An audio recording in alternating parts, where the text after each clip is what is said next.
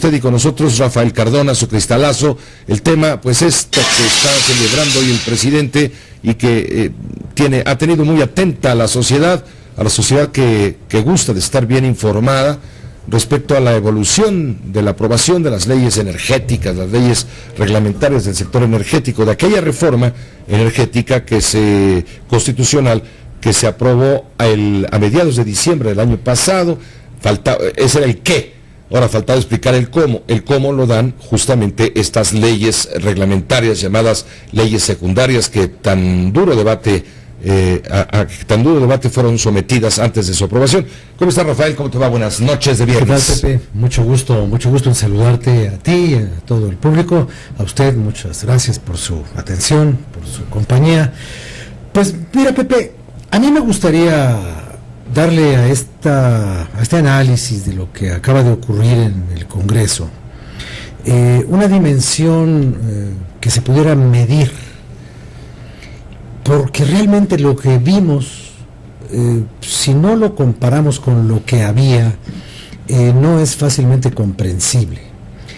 ¿Qué fue lo que se hizo desde las primeras iniciativas de Peña hasta lo que va a ocurrir el próximo lunes en el Palacio Nacional? Pues lo que se hizo fue modificar la Constitución de este país en un 40%. Todas las modificaciones constitucionales que se hicieron implican cambiar el 40% del contenido de la Constitución de México. Cambiar las reglas del juego en materia energética, se dice rápido. No solamente la energética, Pepe. La energética es la más visible porque la energética tenía detrás suyo todo un componente ideológico y mitológico. Sí. Pero tampoco es para desestimarse lo que se hizo en materia de leyes de competencia, en materia de asuntos de la radio, la televisión, las telecomunicaciones. Bueno, estás hablando de las otras reformas que en este proceso tan complejo se dieron en la Cámara, la de telecomunicaciones. Son las últimas y las más visibles.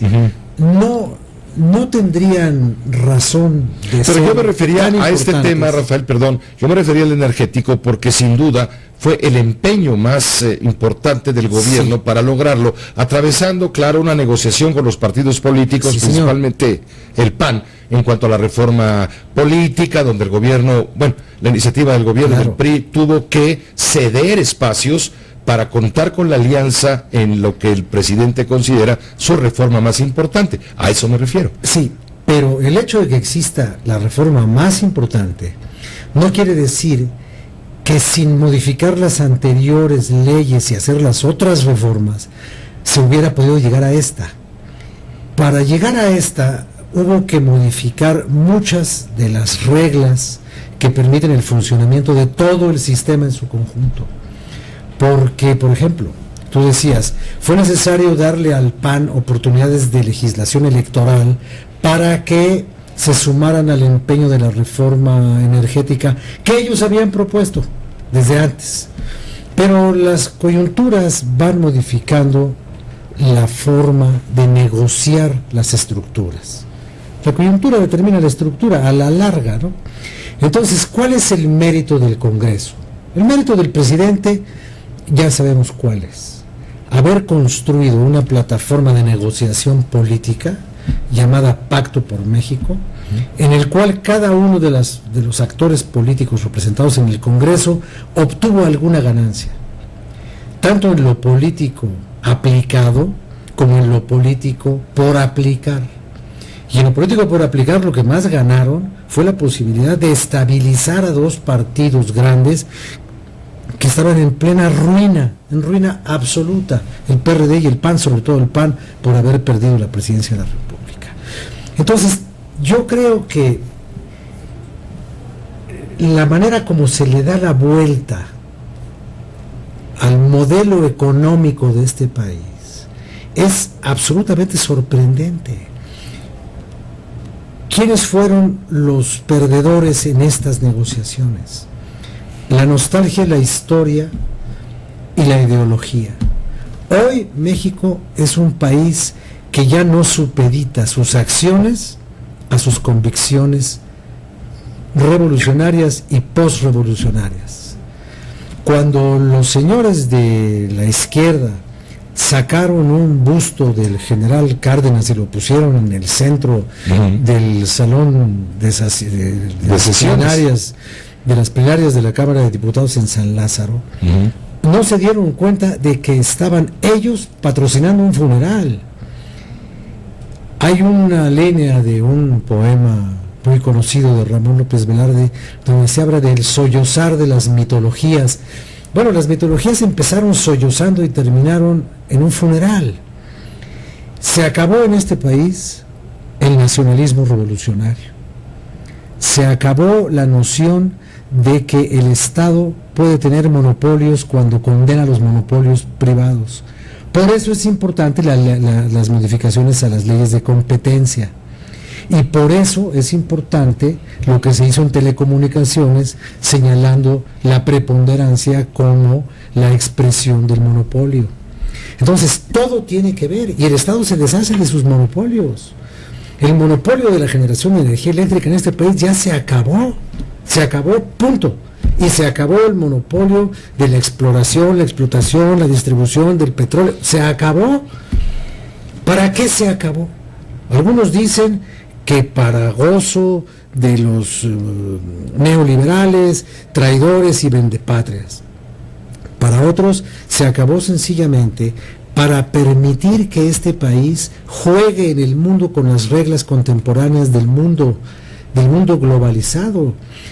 ¿Cuándo habíamos visto, Pepe, como lo vimos recientemente en un discurso de Emilio Gamboa, que se exalte la inserción definitiva de México en la globalización del mundo, cuando durante años y años, sobre todo los que tenemos años acumulados, estuvimos educados no en la globalización, sino en la revolución y sus herencias?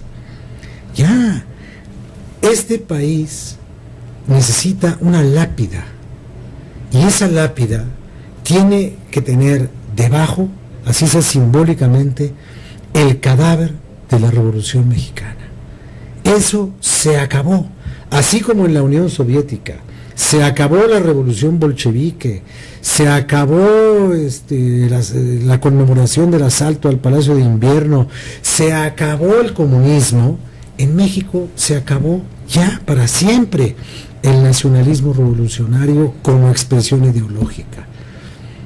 Lo último que queda del nacionalismo revolucionario en este país es un nostálgico y disminuido señor que vive en San Jerónimo y se llama Luis Echeverría.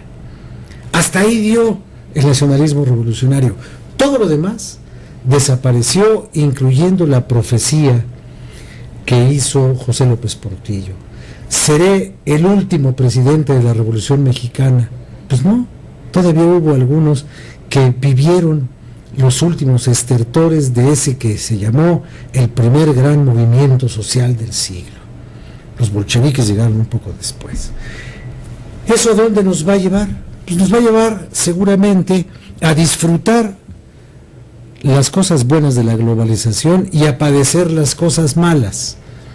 ¿Cuántas cosas buenas tiene la globalización? Yo creo que para México muy pocas. ¿Cuántas cosas malas tiene? Yo creo que para México más que las pocas buenas.